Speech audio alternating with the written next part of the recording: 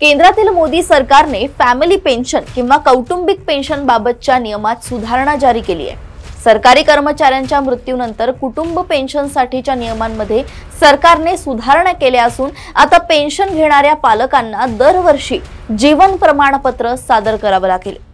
सरकारने नियम का बदलले आणि त्याचा कोणावर परिणाम होईल हे जाणून घेऊया।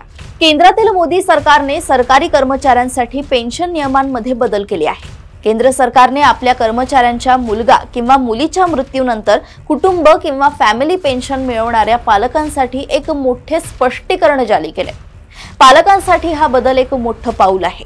याआधी वाढीव कुटुंब पेन्शन मिळवणाऱ्यांना जीवन प्रमाणपत्र देण्याची आवश्यकता नव्हती आणि सरकार दोन्ही पालक जिवंत आहेत की नाही याची पडताळणी नाही करायची।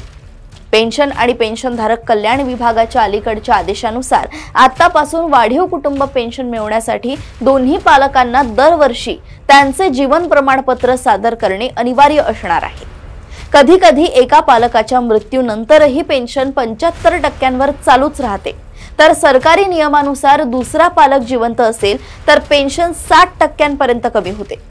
परिणामी यामुळे सरकारला अतिरिक्त पैसे द्यावे लागायचे। पण आता ही समस्या टाळण्यासाठी एक नवीन पाऊल अनिवार्य करण्यात आले।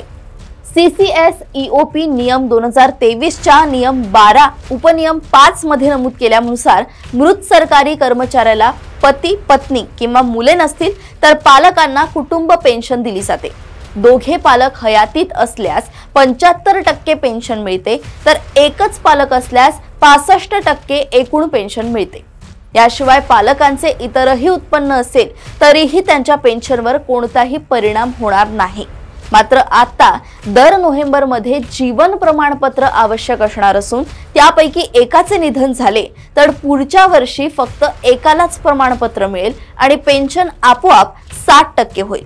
त्याचवेळी पेन्शनचे जास्त पैसे मिळाल्यास वसूल देखील केले जाऊ शकतात। जीवन प्रमाणपत्र प्रदान करणे देखील खूप सोपे झाले। जीवन प्रमाण ॲप डाउनलोड करा, आधारशी लिंक करा आणि तुमचा चेहरा स्कॅन करा। तुम्ही बँक किंवा पोस्ट ऑफिस मध्ये तुमचे फिंगरप्रिंट देखील देऊ शकता। वृद्धांसाठी घरपोच सेवा देखील उपलब्ध आहे। तुमच्या कुटुंबातील एखाद्या सदस्याला पेन्शन मिळत असेल तर आत्ताच तपासा। दोन्ही पालकांचे प्रमाणपत्र तयार ठेवा।